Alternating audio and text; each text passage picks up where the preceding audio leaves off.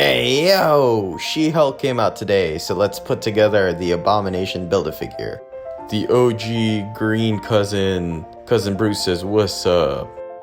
To put this badass figure together, we'll need Miss Marvel, this Jolly Green Rancher, the leader, Marvel, Mach 1, and of course, can you smell what the rage is cooking? Finally, the super expensive Iron Man.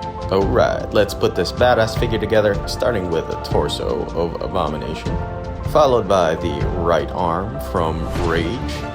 Next, we got the left leg from the leader, the left arm from Marvel, that jolly green head from Mach 1, and the most expensive and hard to come by part is from this Iron Man, the right leg. Now here we go. With our powers combined, I give you the Abomination. Let's pose him a bit, shall we?